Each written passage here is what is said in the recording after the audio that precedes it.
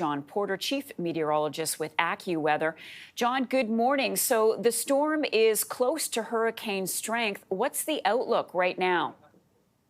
Good morning. Well, this is a dangerous storm, and we're expecting that Ernesto is going to continue to intensify in the coming hours. And we think it becomes a hurricane this morning as it continues to move to the north of Puerto Rico, still producing life-threatening flash flooding across parts of Puerto Rico and the U.S. Virgin Islands this morning, on the way to Bermuda next here as we head towards Saturday.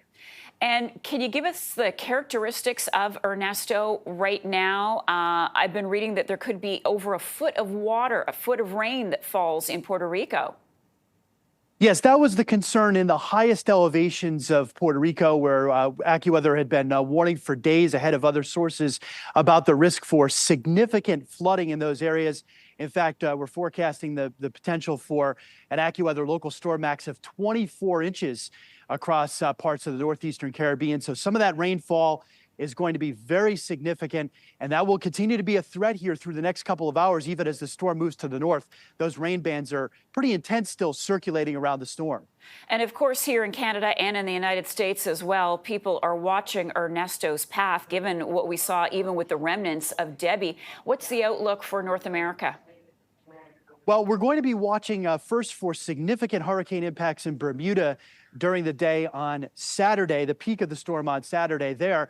Thereafter, AccuWeather experts have been warning now for days ahead of other sources about our concerns in Atlantic Canada. And I'll tell you, we just spoke with our hurricane expert desk here, where we have increasing concerns about Atlantic Canada as the storm track here as we head toward Monday and Tuesday can be closer to Nova Scotia and may even make, the storm may even make landfall in Newfoundland here as we head toward later Monday and into Tuesday. That can bring damaging winds, storm surge, and also flooding rainfall to parts of Atlantic Canada. We want people to be prepared and monitoring closely the AccuWeather forecast here in the coming days. And Jon, I want to ask you lastly, because it is hurricane season right through until November, how has this season been overall? Has it been busier than usual?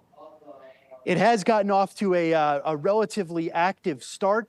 We've already had significant impacts, as you mentioned, in the United States with both Debbie and Beryl, which produced significant damage and unfortunately, tragically, lives lost in both of those storms. We expect a very active year. That's what we've been talking about here for months here at AccuWeather.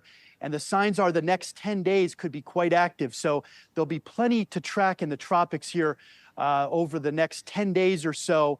And we expect that this season can last longer than typical, well into November, and also can be quite impactful. So plenty to watch, but we want to raise the alarm bells here across Atlantic Canada.